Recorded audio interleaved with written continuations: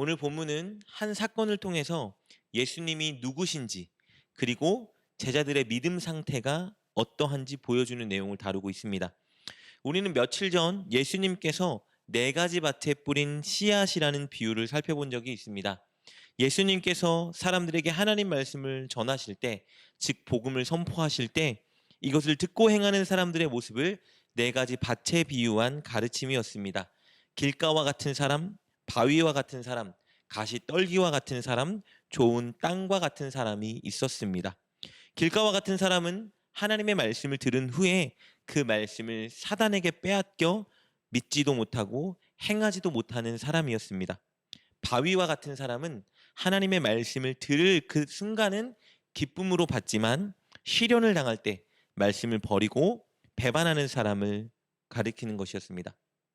가시떨기와 같은 사람은 하나님의 말씀을 들을 때는 기쁨으로 받지만 이생의 염려와 재물과 향락 때문에 온전히 하나님의 말씀을 순종하지 못하는 사람이었죠. 좋은 밭과 같은 사람은 착하고 좋은 마음으로 하나님의 말씀을 들은 후에 그 말씀을 지키어 행하고 인내로 결실하는 사람이었습니다. 예수님은 이 비유를 통해서 좋은 밭과 같은 사람이 되어야 된다고 교훈해 주셨습니다. 오늘 본문은 예수님의 제자들이 현재 어떤 밭과 같은 사람인지 여실히 드러내 줍니다. 예수님께서 제자들과 함께 배에 타서 건너편 마을을 향해 출발하셨습니다. 순회 전도 사역을 위해서 제자들과 함께 배를 타고 게네사렛 호수를 가로질러 가고 계셨습니다. 피곤했던 예수님은 배에 몸을 맡긴 채 잠이 드셨는데요. 바로 그때 광풍이 불어 호수의 물이 배를 덮치기 시작했습니다. 22절, 23절 말씀입니다. 하루는 제자들과 함께 배에 오르사 그들에게 이르시되 호수 저편으로 건너가자 하심에 이에 떠나 행선할 때에 예수께서 잠이 드셨더니 마침 광풍이 호수로 내리침에 배에 물이 가득하게 되어 위태한지라. 그러자 예수님과 함께 배에 있던 제자들은 두려움을 느끼기 시작했습니다. 제자들 중에 여럿이 어부였는데 그들은 이런 세기의 강풍과 파도라면 자신들이 죽을 수도 있다는 판단을 내렸습니다. 죽음의 두려움 앞에 혼비백산한 제자들은 자고 있던 예수님을 깨우고 살려달라 간청합니다. 24절 말씀입니다. 제자들이 나와 깨워 이르되 주여 주여 우리가 죽겠나이다 한데 예수께서 잠을 깨사 바람과 물결을 꾸짖으시니 이에 그쳐 잔잔하여지더라. 이에 잠이 깨신 예수님은 제자들이 두려워 떠는 모습을 보셨습니다. 그리고 이내 문제를 해결해 주시는데요. 바람과 물결을 꾸짖으십니다. 그러자 바람과 물결이 예수님의 말씀에 순종하여 즉시 잔잔해졌습니다. 모든 문제가 해결된 것이죠. 이 사건을 통해서 예수님은 두 가지를 밝히 드러내십니다. 첫째는 예수님은 누구신가? 라는 예수님의 정체성입니다. 당시 사람들에게 바다는 악의 세력이 창궐하고 다스리는 곳이라 여겨졌습니다.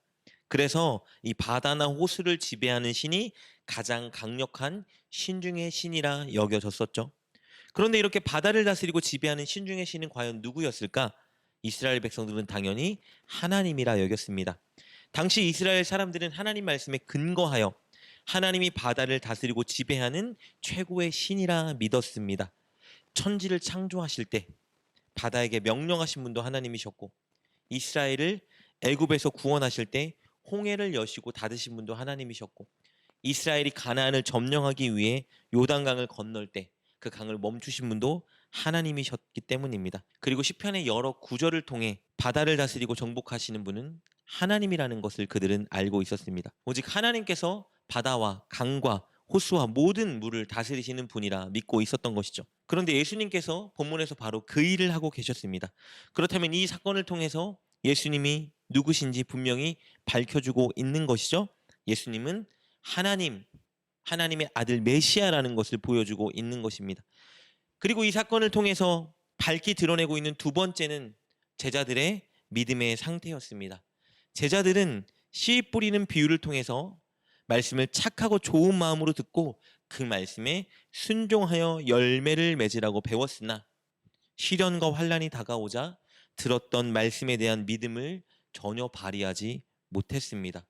이 상황에서 제자들은 하나님께 문제를 맡기고 기도하고 담대해야 했습니다. 그리고 이 상황에서 그들은 예수님이 함께 하시기 때문에 담대해야 했지만 문제 앞에 두려워 혼비백산하고 있었습니다. 네 가지 마음밭 중에서 시련과 환란이 오자 말씀을 버린 밭, 즉 바위와 같은 상태의 제자들의 모습을 보여주고 있는 것입니다. 그래서 예수님은 그들에게 이렇게 꾸짖으십니다. 25절 말씀입니다. 제자들에게 이르시되 너희의 믿음이 어디 있느냐 하시니.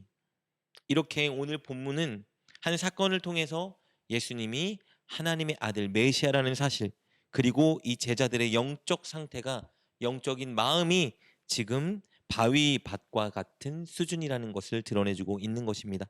제자들은 장차 예수님이 십자가에 못 박히는 그 순간에, 즉 시련과 환란이 다가오는 그 순간에도 또 예수님을 배신하고 도망갈 것입니다.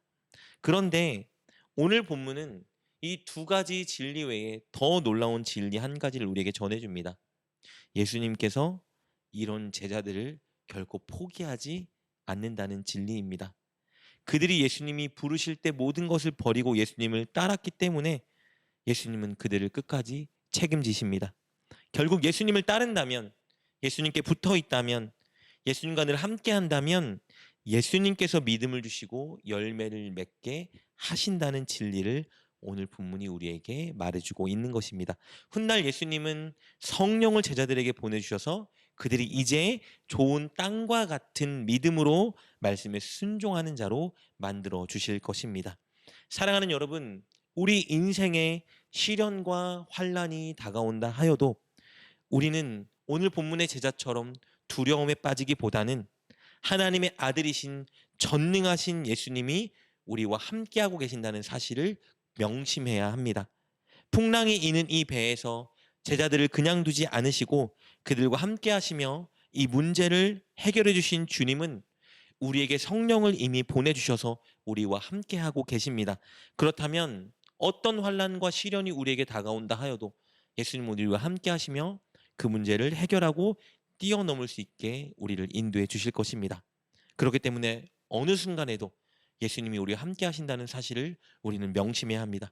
그리고 예수님이 우리와 함께 하신다는 것을 믿기 때문에 우리는 시련과 환난이 다가올 때 말씀에 순종하는 일을 멈추거나 예수님을 배신하지 말아야 합니다. 지금은 우리가 우리 자신을 볼 때 길가 같고 바위 같고 가시 덤불 같은 연약한 믿음처럼 보인다 할지라도 예수님은 이미 우리가 좋은 땅과 같은 믿음으로 살아갈 수 있도록 성령을 우리에게 보내주셨습니다. 그렇기 때문에 우리는 늘 예수님을 의지하며 말씀에 순종하는 삶을 살아야 합니다. 늘 함께하는 주님을 기억하며 고난과 환난의 순간에도 그 주님과 동행하여 말씀에 순종하는 좋은 땅이 되는 여러분 되시기를 주님의 이름으로 축복합니다. 기도하겠습니다. 하나님, 연약하고 부족한 우리를 포기하지 않으시고 우리와 늘 함께 동행해 주시니 너무 감사합니다. 우리도 어떤 상황 속에서도 주님을 붙들고 동행하는 삶을 살게 하여 주옵소서. 착하고 좋은 마음으로 주의 말씀을 듣고 순종하는 주의 백성 되게 하여 주옵소서. 예수님의 이름으로 기도드립니다. 아멘. 오늘 말씀을 통해 깨닫고 결단한 것은 무엇입니까? 그것을 붙들고 하나님께 기도합시다. 그리고 그렇게 실천하며 하루를 살아가는 여러분 되시길 주님의 이름으로 축복합니다.